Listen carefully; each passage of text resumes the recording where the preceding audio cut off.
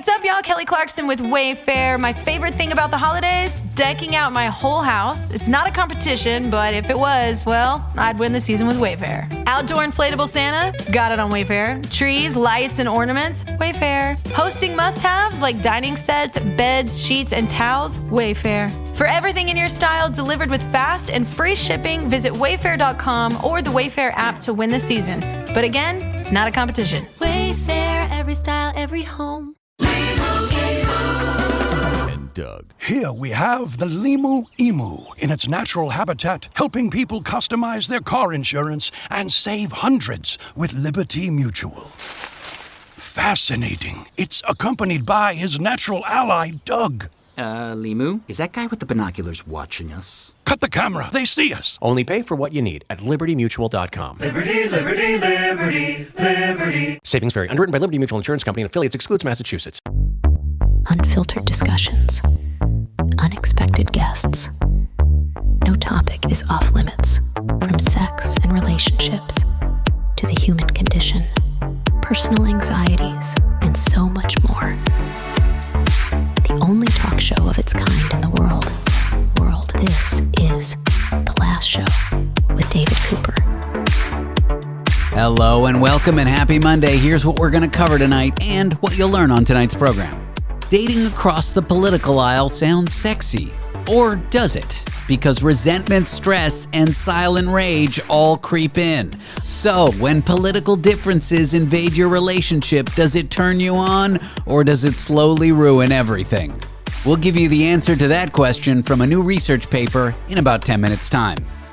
After that, halfway through the hour, some folks did a study on the unsavory among us. Those who poach their mates.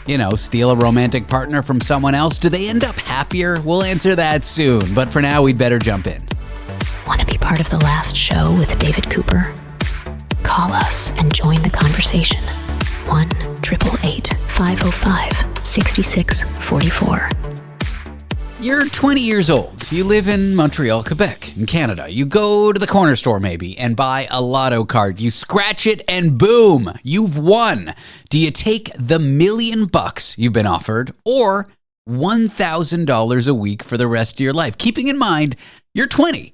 I am here with Mosher Lander, a sports economist, also a senior lecturer in economics at Concordia University in Quebec, to discuss this, whether taking the $1,000 is a good idea or taking the $1 million. Spoiler, this actually happened to someone in Montreal. So welcome to the show, Moshe. Hello. Okay, so sketch for me what happened. This young girl, she took the $1,000 a week. And I guess my first question is, as an economics lecturer, was that a wise decision?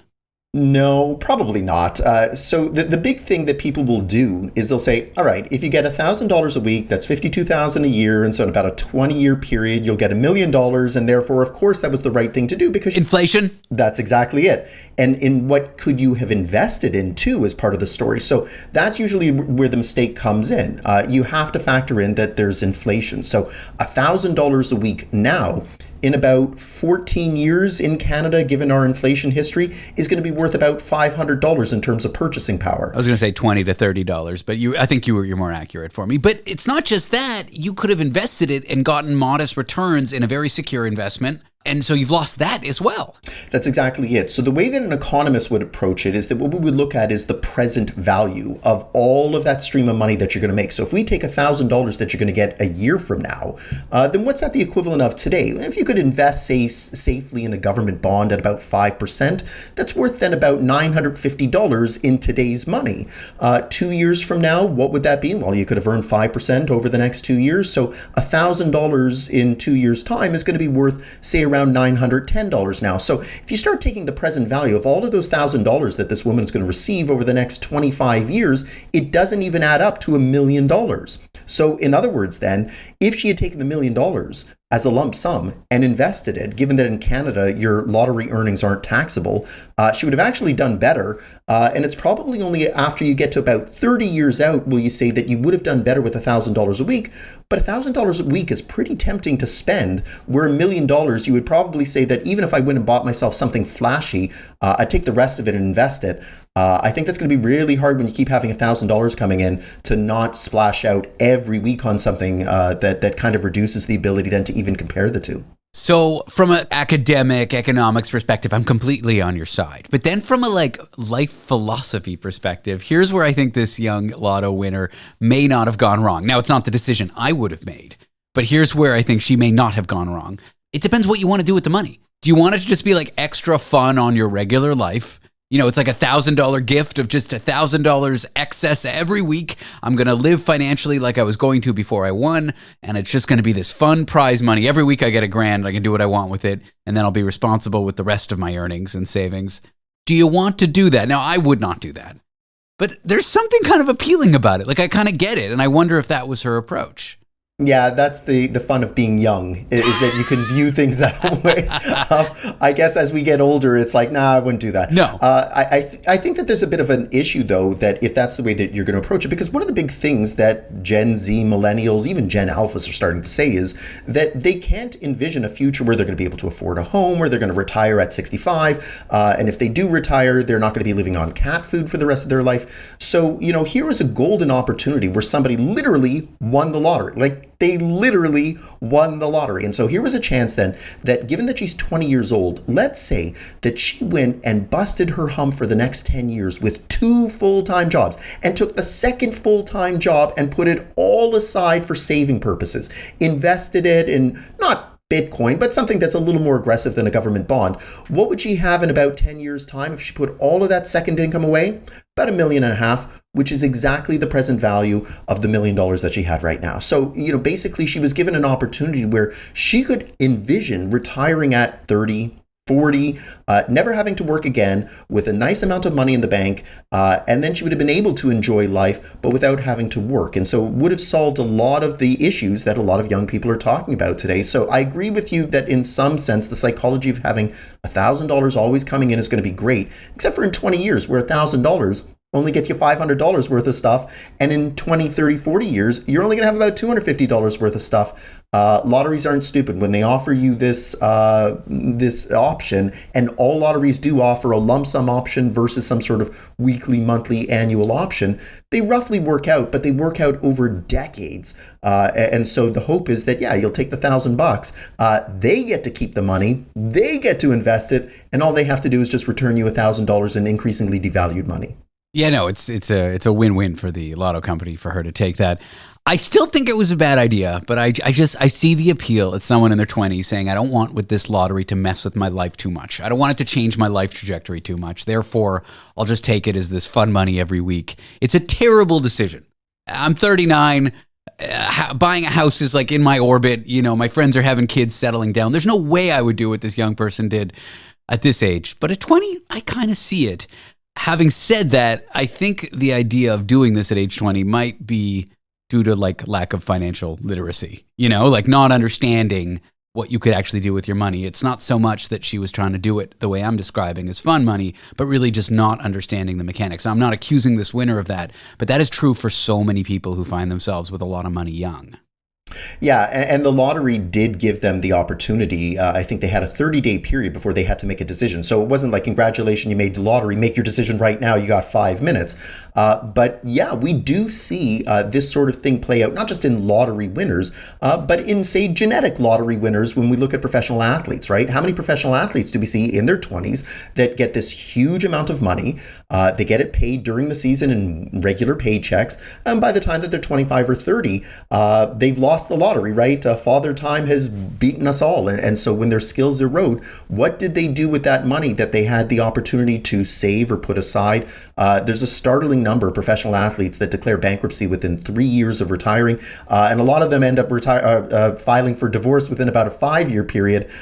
You can decide if that's causality or correlation. But the fact is that a lot of those athletes are missing the financial literacy part. I've long argued that, hey, if I want to go and be an economist in the future, what do I have to do? I have to go to university and train to be an economist. You want to be a journalist, you have to train and go to school to be a journalist. If you want to be a professional athlete, you should go to school and train to be a professional athlete. And one of the things that they should be teaching you is financial literacy, how to handle huge amounts of money that come your way, and how to manage it so that you're not going to file for bankruptcy. I wouldn't be surprised to see if this woman has some sort of struggle 3-5 years out, because when those $1,000 payments are worth their most, which is like over the next couple of years, if she does blow it, then those $1,000 payments that come 5, 10, 20 years out are going to be increasingly less attractive and increasingly less usable.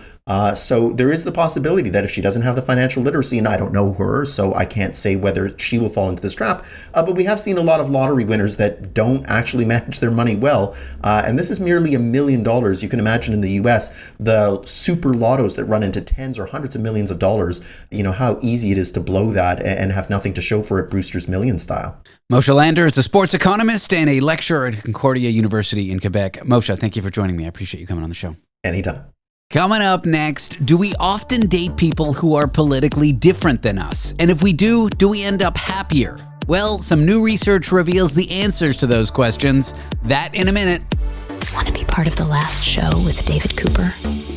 Call us and join the conversation. 1-888-505-6644. At Sierra, discover joyous deals on great gifts for everyone on your list. Like cozy slippers, ski gear, fishing poles, bikes, large kayaks, even larger canoes. Whew, which might lead to another discovery.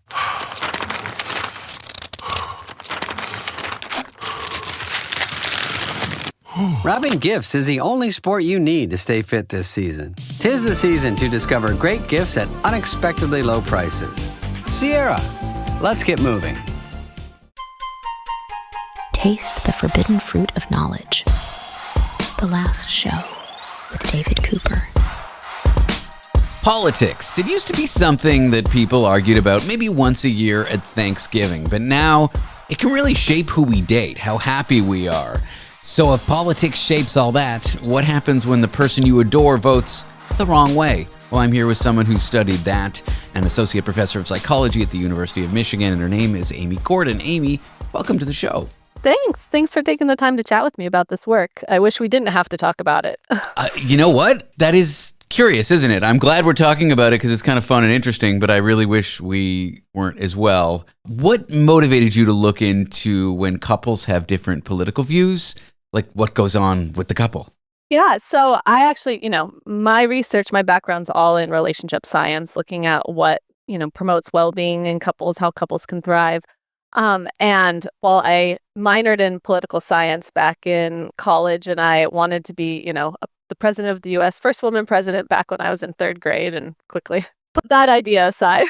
I got to say, I wouldn't vote for you, but only because I'm not American. And I think they throw you in jail for that. Well, I realize half the people in the country probably wouldn't like me, and there might be Secret Service that went in the bathroom with me. And back in third grade, those were two things that were draw hard lines at. Never mind. That's it. I'm going to the bathroom alone. That makes sense. Yeah. Despite that early interest, I hadn't done much, with political science or politics for many years, and wasn't what my research was on. But political polarization is on the rise, and back in 2016-ish, it really got to me thinking about it, looking at the country and thinking that our country looks like a marriage gone sour.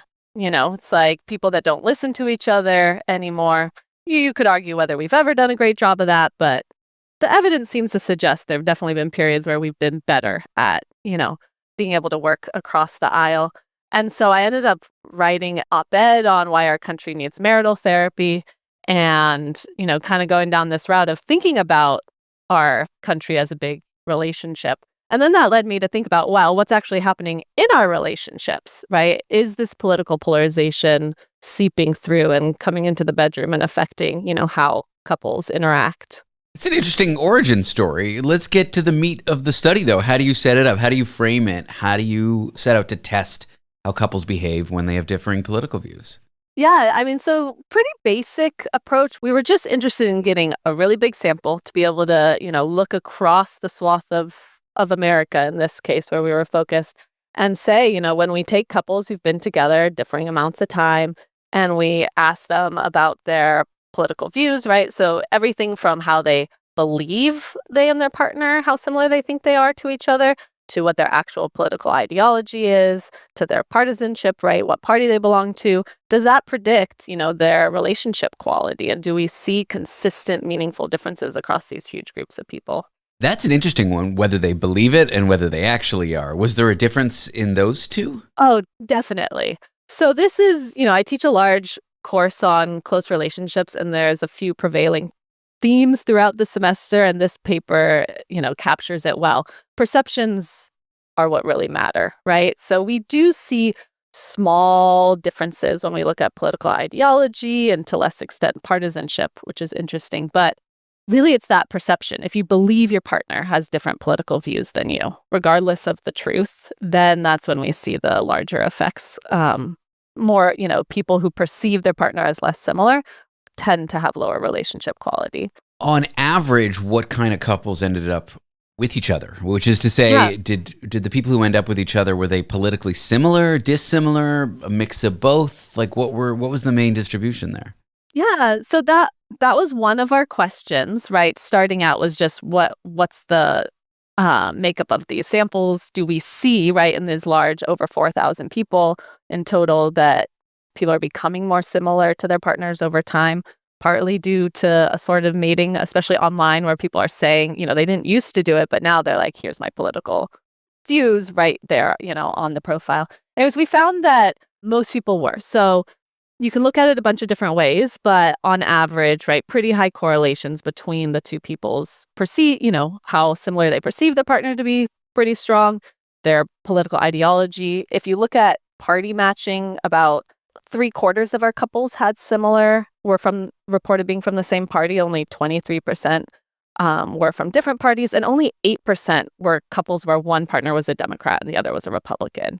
So pretty small sample that's really different from each other, and no super extreme differences. Why do we think that is? Is it because we feel that politics is a stand-in for kind of our values today? Like if I give some political cue and say I voted for this person, people will assume what my values are? Is that the reason we think?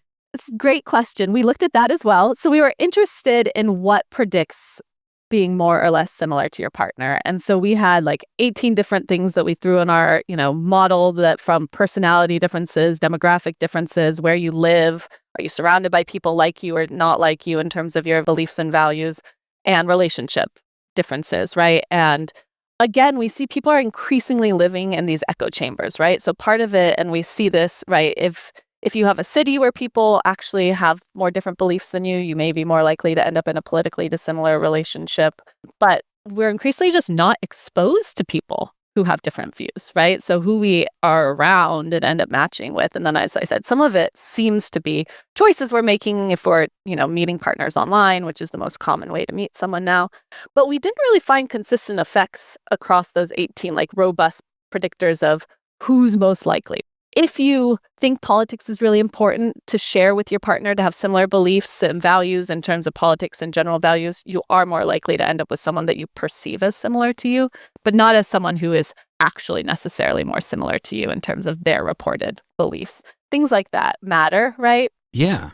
But overall, it's still, a lot of theories as to why we're seeing greater similarity. It's the most important thing now in terms of like it transcends in some ways like religion and race in terms of who we end up with, but still a lot of out there questioning like why exactly is this happening? You mentioned this perception again. We talked about it a few minutes ago. Why does simply feeling politically different be more damaging? Why would feeling politically different to my partner make me not want to be with them than the actual values themselves? That one's kind of interesting to me. Yeah, well, it all comes through our filters, right? So what you believe only matters if I'm picking up on it and feeling it, right? If I'm seeing it, right? I mean, it's we could argue otherwise, right? Like that it could filter through in other ways, but no, I get it. I just would like to think it's the actual values, not the label or not the perception. Wouldn't you though? But that is, people think similarity matters, and in our research, we look at it all different ways, and it's that perception. It's the perception that really seems to be driving things. So you have to see it. And then what that happens sometimes is you might have two people who are both, let's say, Democrats, but if they perceive themselves as really different because they fall differently within that liberal spectrum, right, and that matters a lot to them, then they're going to perceive themselves as dissimilar and feel more different from their partner, even if on paper someone else might say, hey, you guys aren't that different, right? No, I believe you. I'm not questioning the finding. I'm just disappointed by it in a sense, because I'd like to think we're less judgmental than we are, I guess, when it comes to selecting partners. So I'll tell you a couple of good things we found then that maybe. So people who perceive their partners as less similar, if they're more appreciative of their partner, if they report being better able to perspective take or that their partner perspective takes, that helps buffer it. We start to see some effects that doesn't matter as much for people who are maybe in these more respectful relationships where they're listening to their partner, valuing what their partner has to say. So at least there's a silver lining.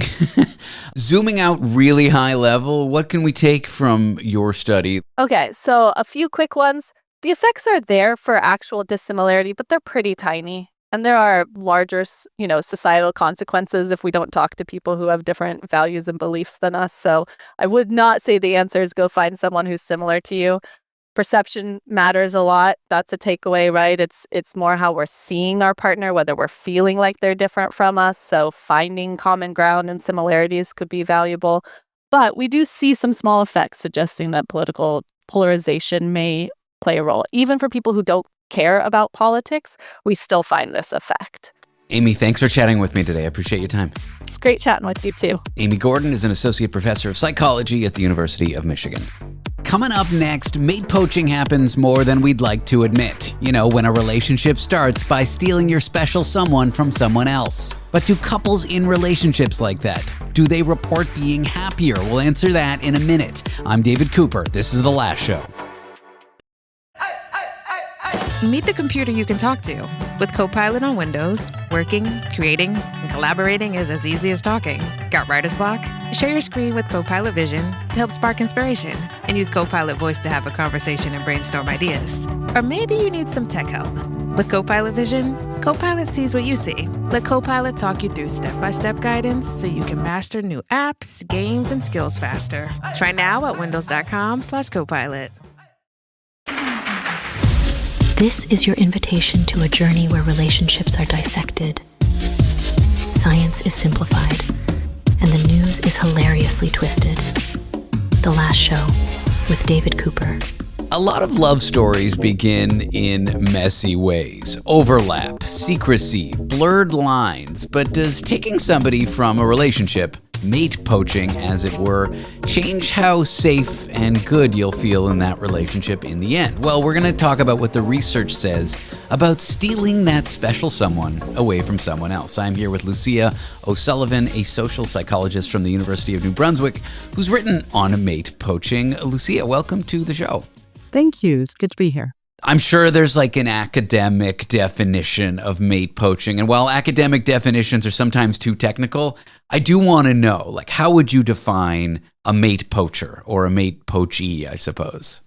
Well, we do find that it's typically a person who has a habit of trying to take somebody else's partner. So we tend to think of our relationships. Most people think that they are to be monogamous, at least serially monogamous, exclusive in the sense of sexual and romantically, only with that one partner. So a poacher is someone who tries to, and often is successful, at stealing somebody else's partner away. Oh, that frame that the partner's like property and it's theft is a bit overdramatic, but I get it. What made you want to study these kinds of relationships that begin this way?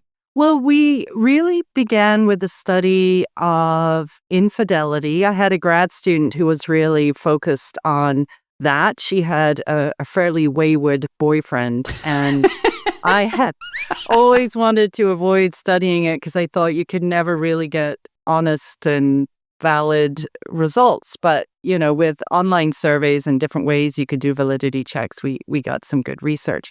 But what we found was, very interestingly, very few couples have ever discussed what the rules are about maintaining their exclusivity. So there's a lot of disconnect between them. It's funny. Usually it's the couples that are polyamorous or open that allow themselves to, have other relationships. They're the only ones that talk about the boundaries, which is so weird to me. Yeah, exactly. Because everyone seemed to be saying, yes, we're monogamous or exclusive. And then when we asked them, have you ever had a direct conversation about this? They would almost always say no. And then when we even tapped what they thought was acceptable or not, there was so much discrepancy. We marveled that anyone manages. But that led us to this idea that a lot of people have a value of being exclusive, and yet their relationships tend to overlap. So when they're moving on, there is a period where they have two relationships going on at the same time. And very few people discuss that, at least not in terms of infidelity. But that is exactly what it is. And that's where mate poaching comes in, because somebody is entering or taking a person away, in a sense. You're right about the commodity thing. I've never thought about that. From an established relationship. There's often like platitudes like once a cheater, always a cheater. There's often platitudes like if your relationship starts a mess, it's going to end in that same mess. Are there truth to these views? Like if a relationship starts in a kind of poaching setting, in the end, the people in it will report a lower relationship satisfaction? So yes and no. Oh, good. I like an answer like that. Yes. That a lot of poachers have a habit of poaching, and so they like relationships, or they establish relationships not from a clean, fresh start. We did this fun study, actually, where we found that women in particular find men, I'm talking about heterosexual attractions anyway, more attractive if they think he's already taken. It's called the wedding ring effect. But men don't have the same. They're like, she's taken, she's not, she's cute, So, but we did find women thought that the idea of being vetted by someone else was more appealing.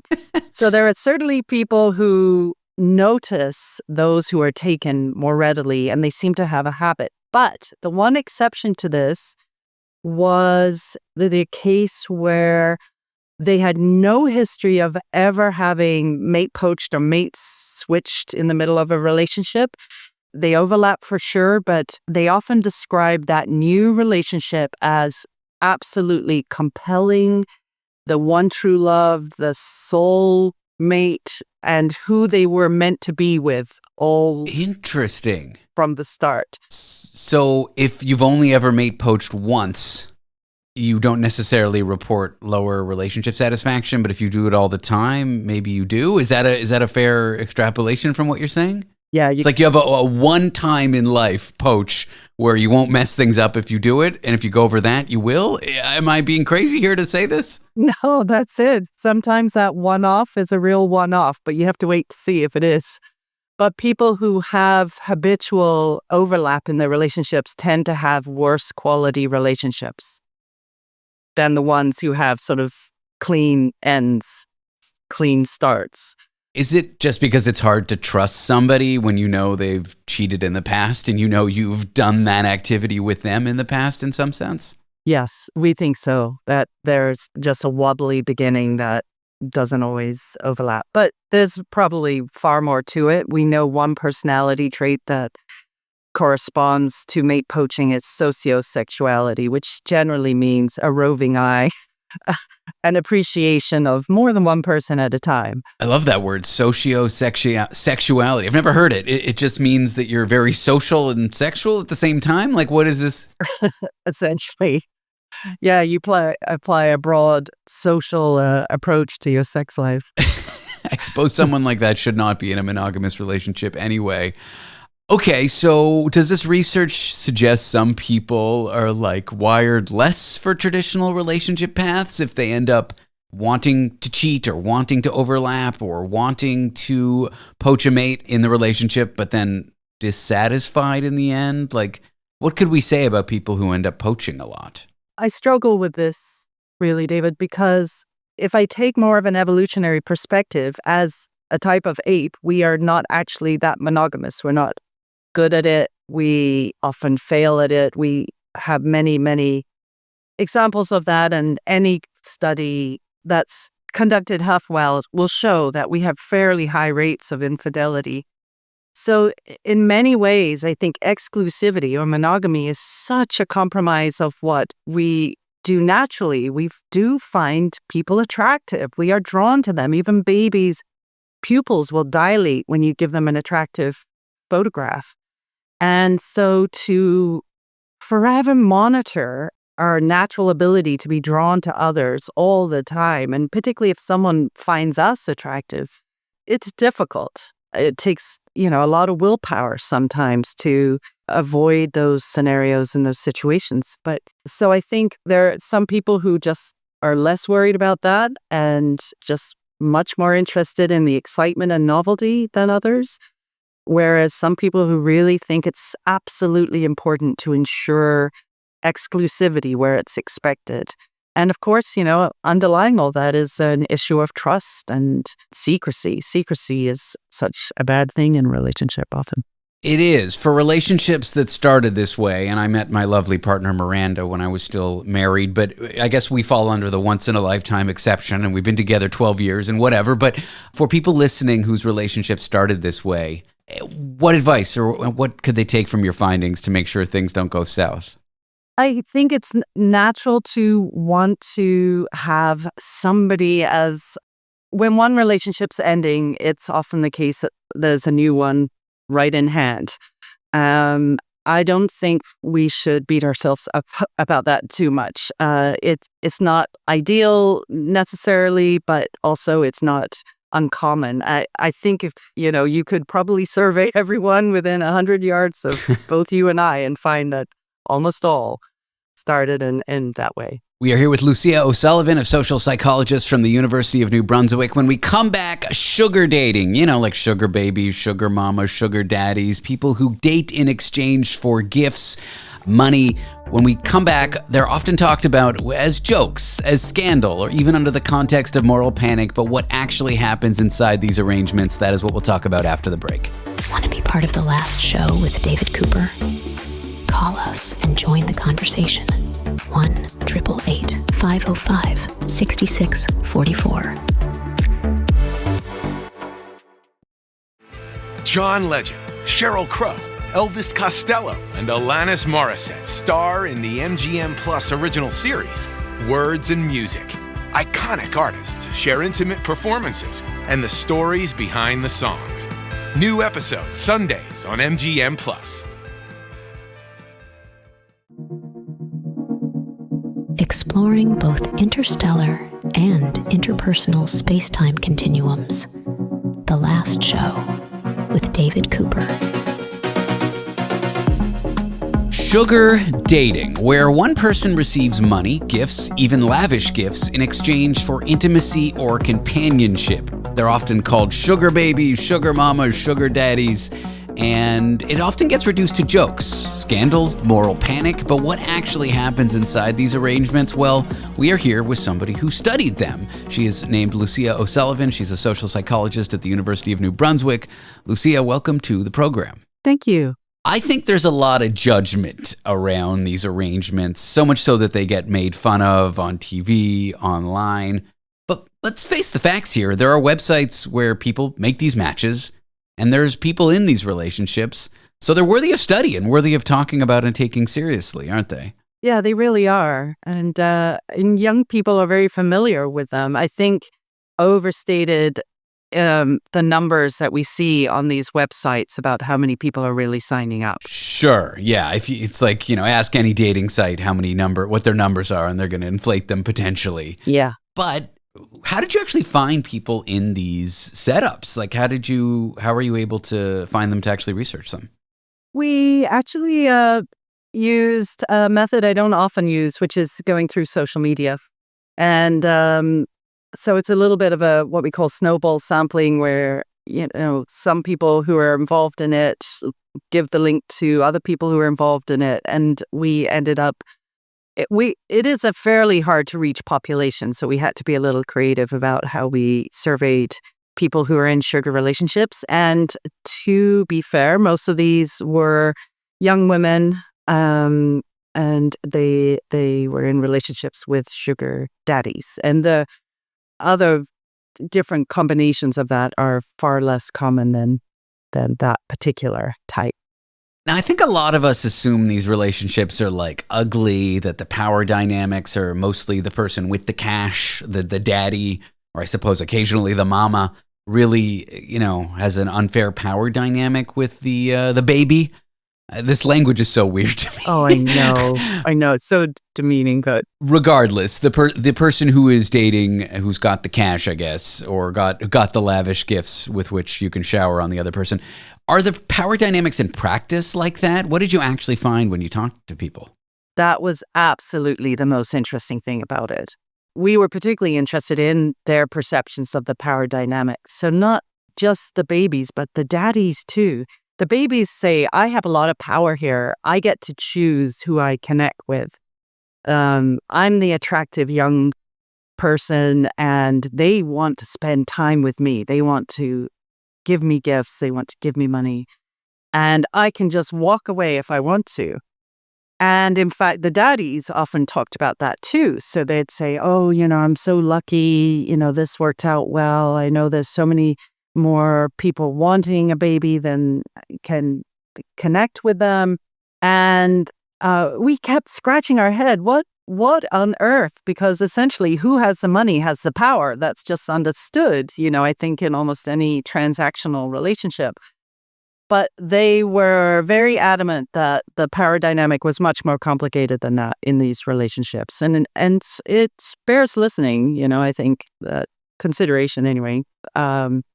Whether it's some happy delusion or not, there's different ways power is expressed in these relationships that sometimes favor the baby. I'm sure. One thing I'm curious about is, do the young people, the sugar babies and the benefactors, if you will, do they describe their relationships under the same terms? Or if I ask, Susie baby who's dating Jimmy rich guy to describe their two relationships, you're going to get two very different descriptions of what's going on.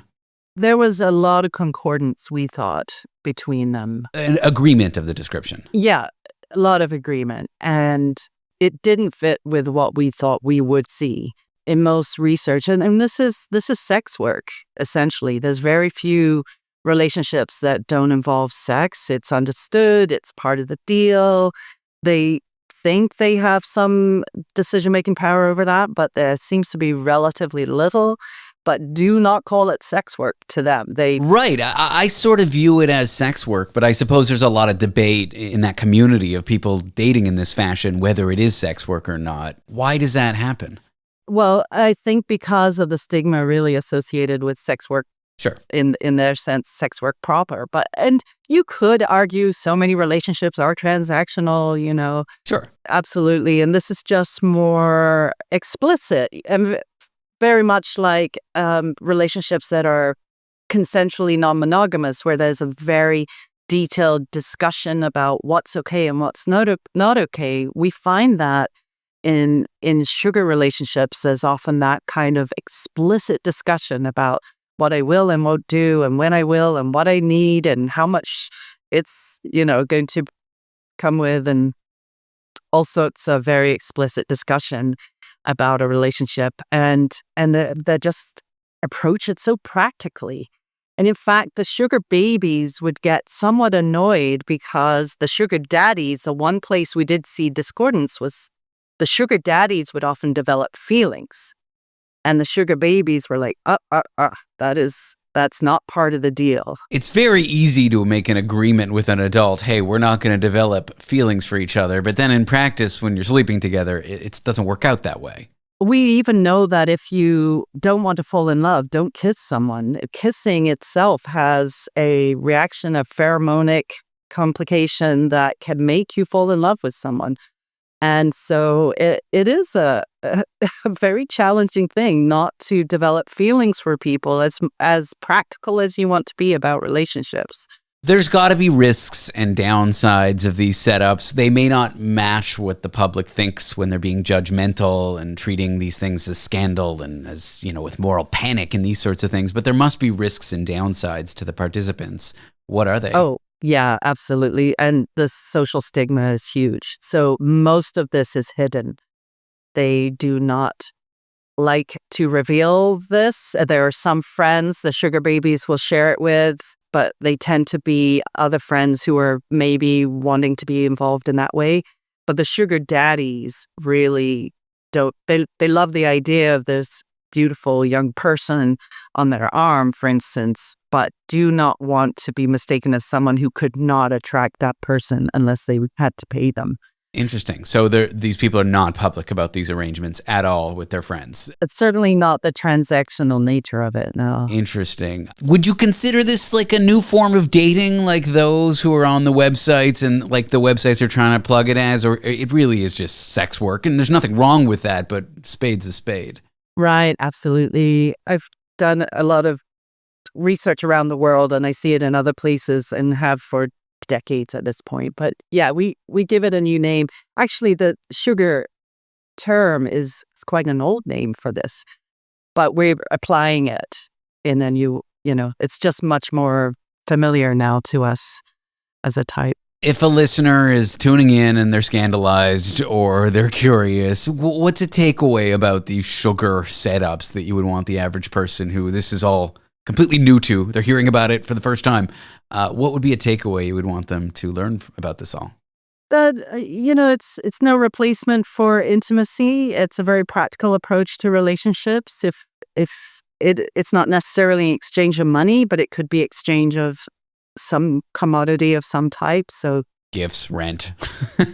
Absolutely gifts. So I guess park your morality and ethics and judgment at the door. It really has to be, it's not illegal, but it is a highly stigmatized activity still. Lucia, I've enjoyed the chat. Thanks for coming on the show again. I appreciate your time. Oh, thanks so much. It was fun. Lucia O'Sullivan is a social psychologist at the University of New Brunswick. Coming up after the break, what if your brain mixed your senses like a DJ mixes music? Hearing colors, seeing time, tasting words. It sounds totally made up, but for some people, it's real. It's called synesthesia. And in just a few moments, we'll explain what it is and why a small fraction of people experience the world so differently than you. Want to be part of The Last Show with David Cooper?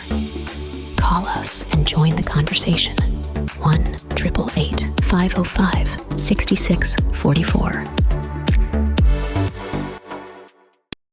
This episode is brought to you by State Farm. Listening to this podcast? Smart move. Being financially savvy? Smart move. Another smart move? Having State Farm help you create a competitive price when you choose to bundle home and auto. Bundling, just another way to save with the personal price plan. Like a good neighbor, State Farm is there. Prices are based on rating plans that vary by state. Coverage options are selected by the customer. Availability, amount of discounts and savings, and eligibility vary by state.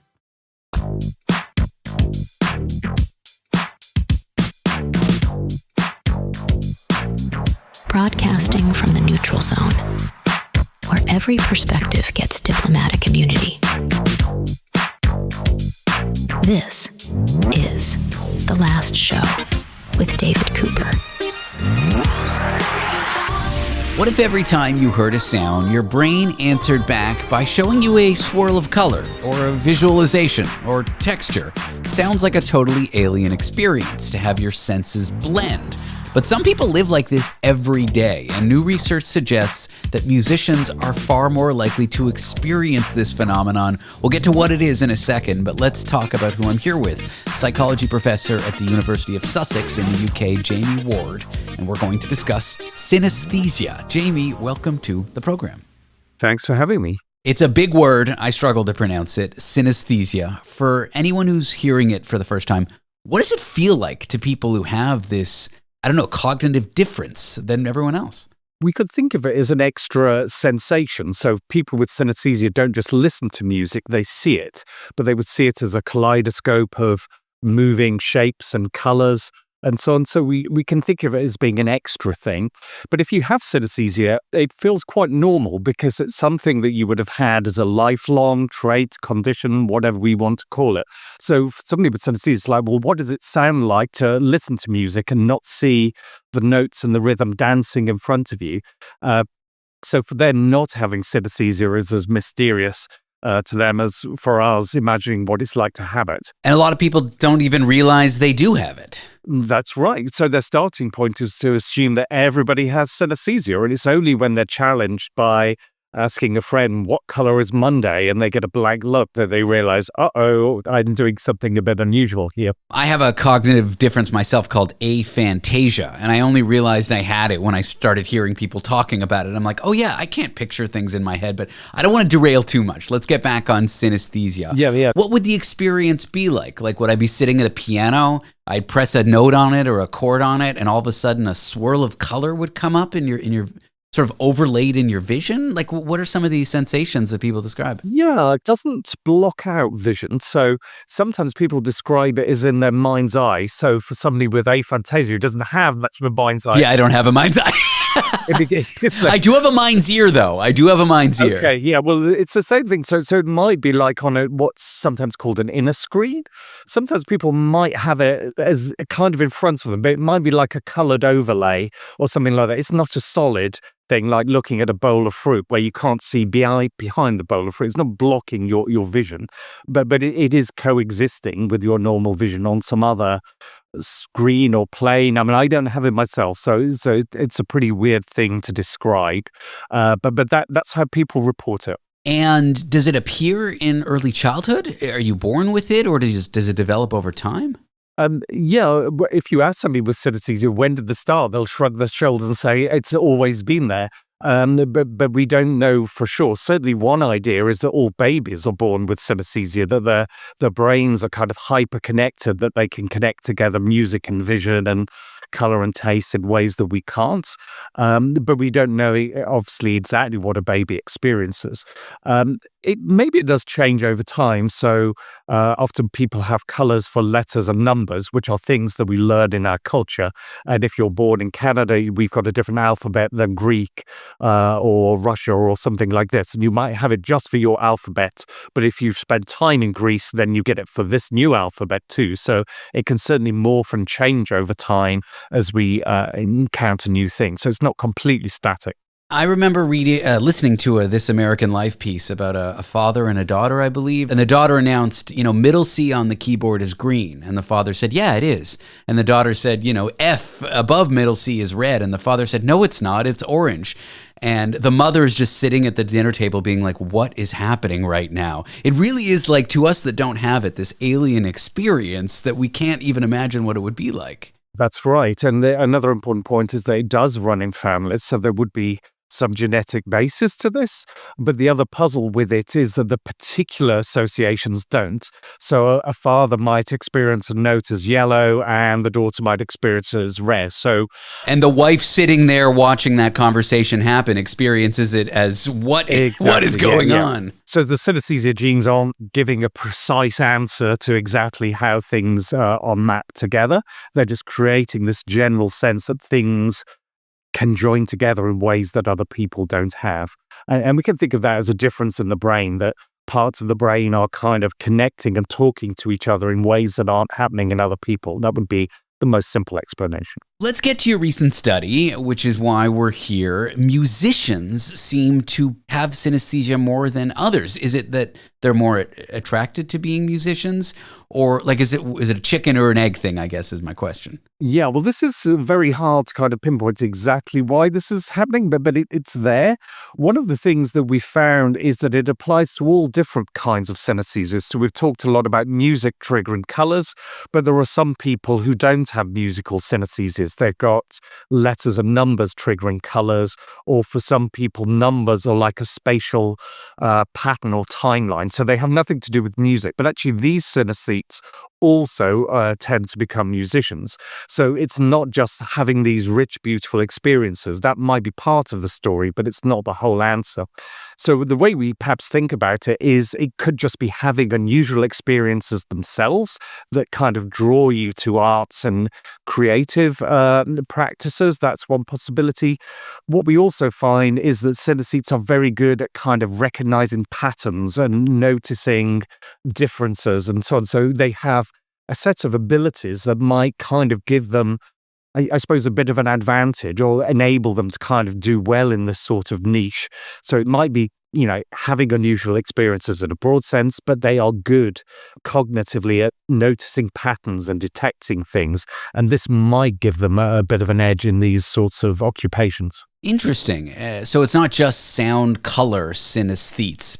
It's not just people who can hear something and see a color. There's other kinds, and they end up in music as well. Yeah, exactly. Yeah, so it can't just be that they're seeing these amazing pictures from music. Even if music isn't in there, it's almost as if your brains are kind of wired to gravitate towards music, or to be good at that, or to be able to notice the patterns and play with that, or whatever. So we're still getting to the bottom of it, but it is to do with synesthesia in general that's doing this. We find that they gravitate to certain musical genres, so they like complex layered music. This is just surveys, giving them different types of music and how much they gravitate. Yeah. Interesting. Are there any forms of synesthesia that surprised you? Like, is there like a smell music synesthesia where I hear a note and I have a smell? Like, can any sense blend, or is it usually just vision and hearing?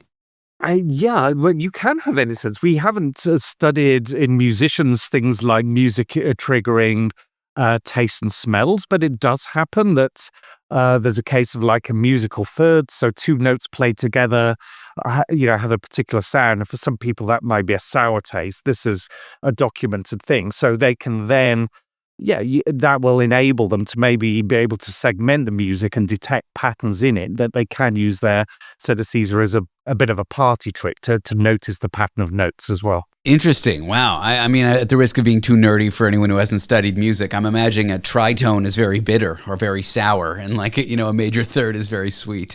Well, thanks so much for coming on the show and talking about synesthesia and sharing information from your new paper with us, Jamie. I appreciate you coming here. You're welcome. Jamie Ward is a psychology professor at the University of Sussex in the UK.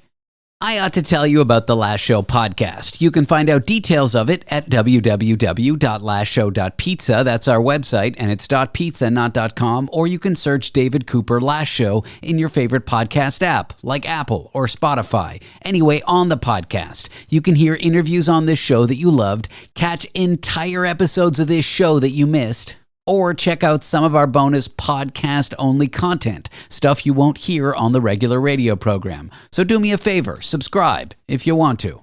I'll never tell you what to do because I'm not your mother. Up next, why would a metal band hide their face during a concert?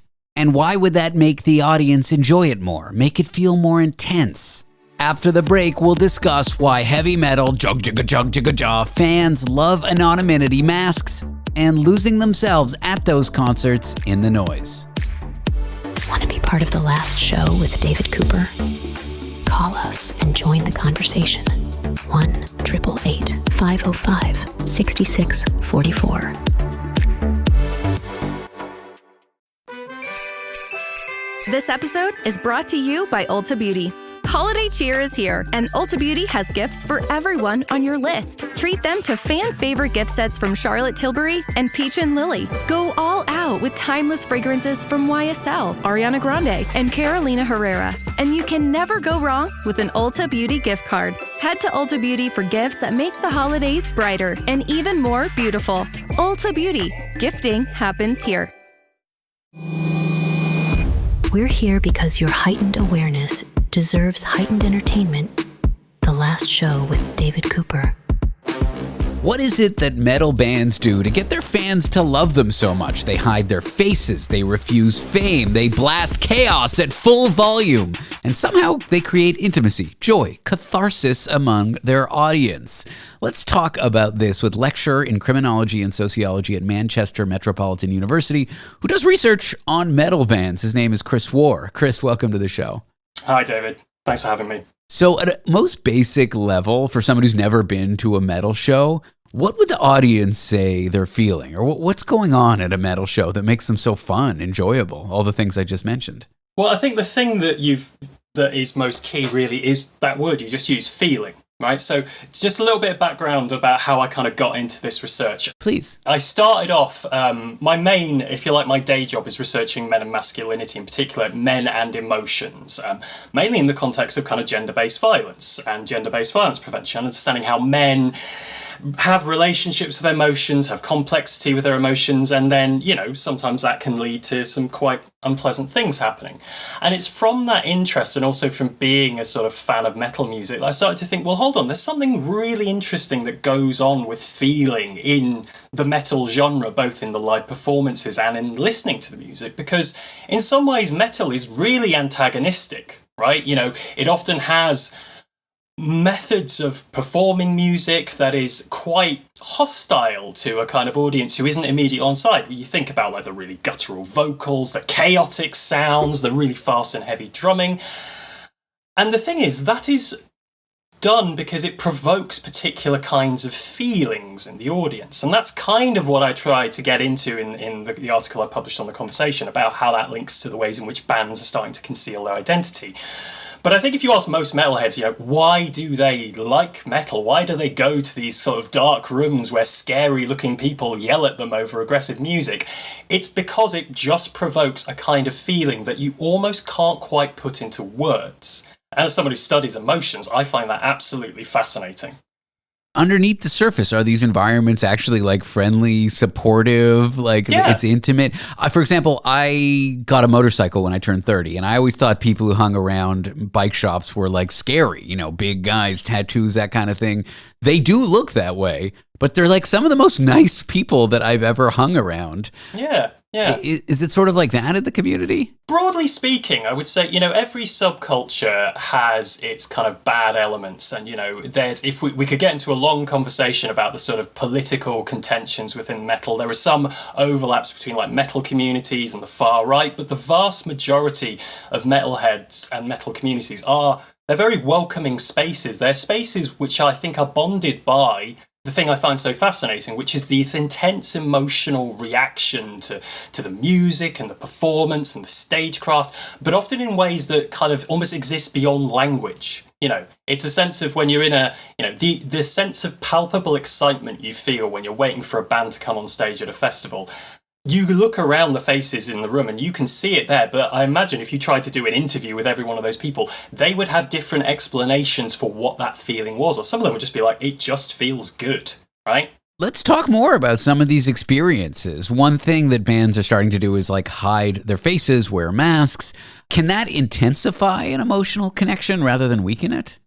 Absolutely, and that's one of the things that I've been doing research on recently. So those, anyone in your audience who's followed the metal scene will know that kind of covering your face or concealing yourself in some way is nothing new in metal music. Like back in the 90s, Slipknot were doing it. If we go back even further to like the roots of heavy metal in bands like Kiss, they were wearing face makeup and all of this kind of stuff. And side note, they were scarier when they took the masks off, Kiss. Exactly, yeah, exactly.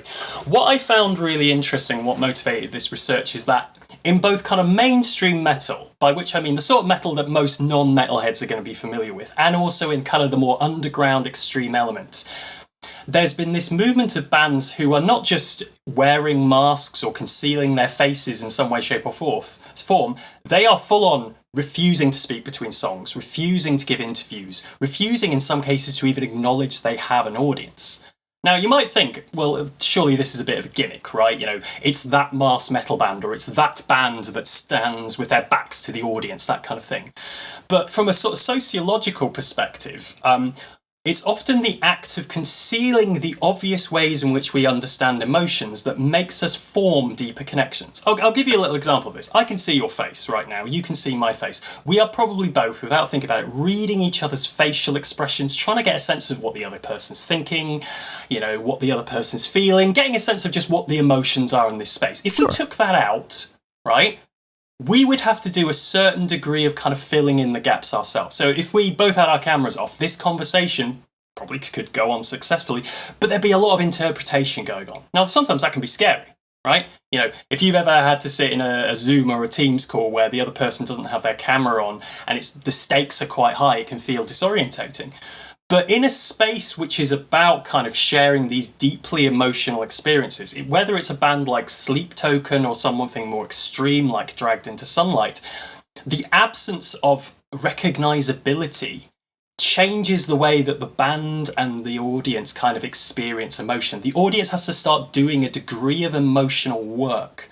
Could it also be kind of playful and satirical? I'm thinking of the band Waugh, and I know you didn't write about them, but like they're just so over the top, ridiculous metal. It's like almost fun and satirical. Yeah. And Waugh's a brilliant example of this. In the conversation piece, I don't talk about Waugh, but in a longer piece of work I've got coming out next year, Waugh is one of the bands I talk about. And I draw some comparisons between them and the band Ghost, both of whom have this over-the-top bombastic theatricality in very different ways. Like Waugh, it's almost kind of a gross-out kind of satire, whereas Ghost, it's much more of a kind of playful, anti-religious to a point kind of persona. And not having faces, not having recognizability gives you the freedom to play around with concepts, whether it's politics or religion, in ways that are more liberated, I think, than, if you know who that person is. And there's some really interesting stuff that's kind of you can draw from kind of sociological theory to make sense of this. So, those of us that have studied emotions have started to make the point that, often a lot of emotion is, well, it's pre-language. It's just what we call intensities, ways of just feeling that we can't quite put into words. So in particular, there's a theorist I'm really interested in called Sara Ahmed, who's based here in the UK. And she argues that emotion is basically what sticks, by which she means kind of emotional energy is attached to kind of objects, images, sounds, symbols. And often, it's all of those things that come together that create the world, the emotional world we live in, right? In the metal gig, it's the sound of the music, it's the way the bands are standing on stage, the fact that they're not acknowledging you, the fact they're not speaking, the excitement of the crowd that creates that kind of moment. And what I'm arguing in the research is that, without having an identity to latch onto, there's more freedom for the audience to kind of go deeper into those kind of emotional experiences. Interesting. And it stands as such a stark contrast to what I think of as like pop culture icons in music, like, I don't know, Taylor Swift or something. The face, the personality, the branding, the individual is such a key element here. There is something kind of more intimate when that's all stripped away in a performance, isn't there? Absolutely. And, with the bands I talked about in the blog post, Sleep Token, for example, if you read their lyrics, they're often quite ambiguous, but they're clearly intimate in the sense they're both talking about like intimate human relationships or like moments of vulnerability. The fact that they haven't got an identity attached to them allows the audience to kind of interpret those moments of intimacy in ways that are very personal to them. There isn't a Taylor Swift style figure where you're thinking, okay, I know this is her backstory. I'm trying to link this to, particular things I know have happened in her life. And, the same could be said for in kind of the extreme metal scene, bands like Dragged Into Sunlight, who are incredibly misanthropic in their music, yet they're not, they don't glorify, acts of mass violence in their music. They simply present them to the audience, say, you do with this what you will. You condemn it, you enjoy it. This space is for you to figure this stuff out. Well, if you want to read more, the piece is called By Hiding Their Faces, Metal Bands Maximize the Emotional Punch of Their Music. You can read that in the conversation. I'm joined by Chris Waugh, lecturer in sociology and criminology at Manchester Metropolitan University. Chris, thanks for the chat. I've enjoyed it. Thank you very much, David. Coming up after the break, our foreign correspondent Tony Five is going to join us to continue an ongoing conversation about grief and about how it affects you in unexpected ways. In a few moments, we'll have a doctor who's done research into the area to talk about grief and the body. I'm David Cooper. This is The Last Show. No matter what's on your plate or your mind this holiday season, the UPS Store wants to help. With our pack and ship guarantee, we're helping gifts arrive safely to guarantee more. They know me so well. Picture perfect gifts. We're helping guarantee more smiles with our pack and ship guarantee. If we pack it and ship it, we guarantee it. Your items arrive safe or your money back. Stop by your local The UPS Store for holiday help, shipping holiday gifts. Visit theupsstore.com/guarantee for full details. Most locations are independently owned. Product, services, prices, and hours of operation may vary. See Center for details. For those who know that questioning everything includes questioning this show's existence. The Last Show with David Cooper.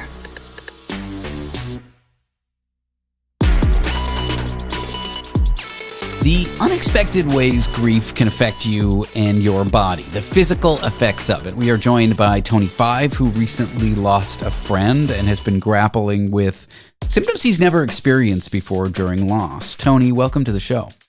Hi, David. Yeah, I think you mentioned in the introduction, I lost a friend very, very suddenly. Heart attack, 51, spoke to him on a Saturday, and he had died on a Sunday.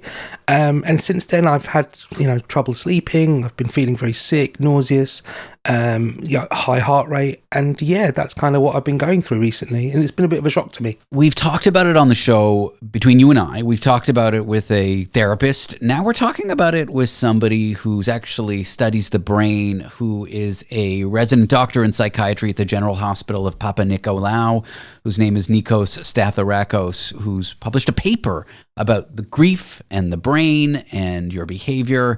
Nikos, welcome to the program. Oh, thank you, David, for having me here. Thank you, Tony, as well. And I'd like to thank you because we have the space to discuss about something that we don't regularly do in our program with people we know. It's something that it is intriguing, and at the same time, it can be scary in terms of reactions. And yeah, it is grief. Grief, as Kubler-Ross said, is an integral part of life, but is as personal as our lives at the same time. So we cannot put grief into a template. We don't have right or wrong in the... So because I've listened on the previous discussions about the whole symptoms and so on, and obviously it raises a lot of questions in terms of symptoms and so on, but yeah, we will discuss about that. Yeah, I think for Tony, he had mentioned grief followed a specific script for him in the past, and now that he's lost this friend who's around his age, it just kind of hit him in a different way than it used to. The physical effects is what he was describing. Yeah, I mean, like I'd lost a brother when I was very young, so that's kind of a very formative age. And then my father, sort of a lot older, after a long illness. But this came out of nowhere. This is somebody I was speaking to, full of life, everything like that. And then maybe 24, 36 hours later, gone. And it's sort of something that's ripped apart from me, Nikos. And it's like those physiological effects, I just, I can't process them as it were, So what happens in the body when grief hits us hard, Nikos? Are there things like cortisol or stress hormone or physiological, neurobiological, I'm just throwing out big words here, but changes that occur? Yeah. Mm-hmm. Usually when we are speaking about grief, the first thing that comes to mind is stress and the cortisol, as you mentioned. I don't want to start from the cortisol yet, but I want to start from another hormone, which is oxytocin. Is the love hormone. What we have seen, and actually a lot of studies have shown that this hormone is elevated during the grief time. Let's just imagine the brain that tries to adapt to a new reality. O'Connor says that grief is a learning process. Bowlby said it's an adaptation process. We are trying to adapt to a new reality. What a professor of mine usually said is like, you can visualize intensity of symptoms. It's kind of like goes hand in hand with the closeness of the person that you're losing. Usually, most of the times, we feel that the more people we are losing in our life, the easier the pain will go away. No, that's not true. It's actually, as you said, grief hits you in an unexpected way, in each and every time.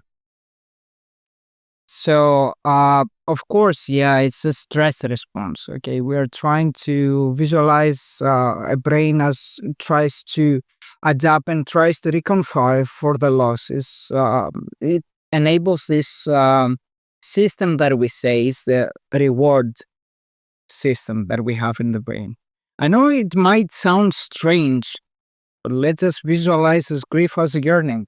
It's kind of a longing for the disease. It's trying like as if our brain tries to bring the person back to life, but it can't. That's what we are facing. It actually resonates quite well. Sorry, David. It actually resonates quite well because there is this longing, like this desperation almost to have this person back. And the not understanding it, like almost trying to reach out for it.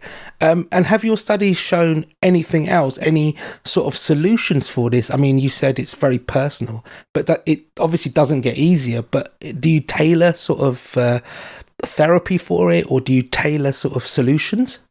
Like me and my colleagues that we are kind of like trying to decipher, I will say, in a way, grief. We can't find the template, to be honest. There is no medication for grief-related symptoms. I have to say that. Usually, medication, if we go to a point that we will need medications for the comorbidities. The first line is psychotherapy. But again, with psychotherapy, it's not a monolithic experience. Usually we tend to go with integrative. And what I usually say is like, first we need to visualize what the person is experiencing. We need to see the pain through their own eyes. If we don't listen, we can find a way to manage it. Because there's no like sole response. It's not one size fits all. We visualize in general psychotherapy because we tend to have this kind of like notion that we will either use CBT or CAT or IPT and a lot of fancy names, but we need to kind of like do it per se, and we need to individualize it. As we said, grief is an individual experience and very personal. There's a good Robert Frost quote, the best way out is through, difficulty. Is there truth to that just spending the time and going through the process and feeling your feelings, despite how disorienting they might be, but despite how stressful they be? I know you're saying there's no one script, but is that in general good advice? Yeah, actually you need to, like, as I usually say, is like every emotion is there for us to experience it and to enact in it. I usually use this analogy of the Pythagoras cup. I don't know if you know it. Like in the ancient times, Pythagoras made a cup where it has kind of a limit.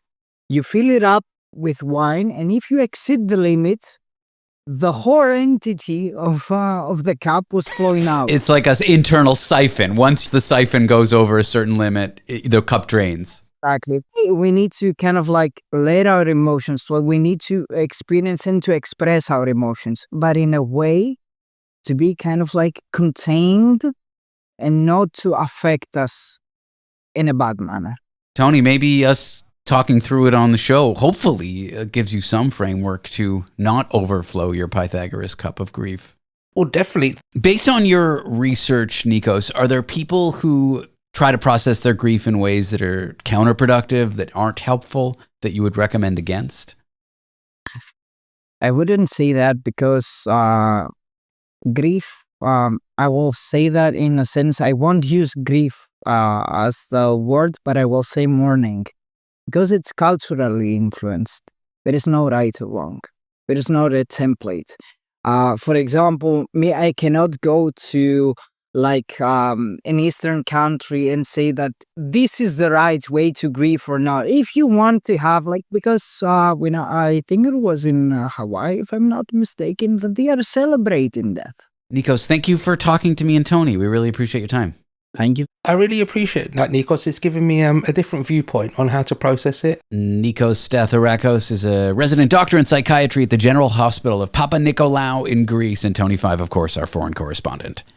In a few moments, we're going to talk about burnout. But before the age 30, Gen Z says work is breaking them. So up next, what's causing young people to burn out? And what would a workplace that doesn't do that to young people even look like? Want to be part of the last show with David Cooper? Call us and join the conversation. 1-888-505-6644.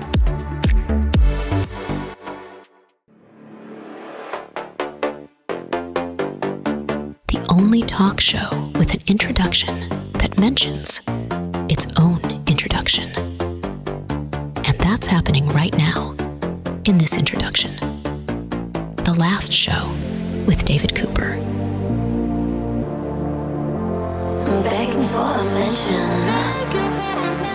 Yeah, you just want attention. Every generation gets called lazy by the ones that came before. But if you look at the numbers, Gen Z seems genuinely exhausted at work, burnt out before 30 years old, juggling debt, having a rough time with landing a stable job, and now the fear of AI. Is this a Gen Z problem, though? Or is this just regular burnout that every generation faces? Which is to say, is Gen Z having it more rough than we did? Well, that's what we're going to discuss here with Nitin Deckha, who recently wrote on this. He is also an instructor at the University of Guelph-Humber, by the way. Nitin, welcome to the show. Thank you very much, David. It's great to be joining you. When people hear burnout, I think they just think that means being tired. You know, for someone who's never experienced deep career professional burnout, I don't think they get how rough it can be. So can you describe burnout as you've come to understand it? Sure. And this is why I was quite fascinated with this topic, because I too thought, yeah, burnout, fatigue, tiredness, sure, cognitive overload where you feel you can't do what you were supposed to be doing anymore. But while I was writing the piece and doing the research, I found out that it also related to cynicism and disengagement from work, and which really struck a bell. And then because of that cynicism and disengagement, you feel that you're no longer effective at what you're doing. So there's both a kind of physical exhaustion piece as well as kind of a mental, psychological withdrawal from the work as well. And that also is part of burnout. So what's going on with young people in the workplace? I hear that Gen Z actually does have it very rough with AI, with layoffs, with the current economy. What's going on?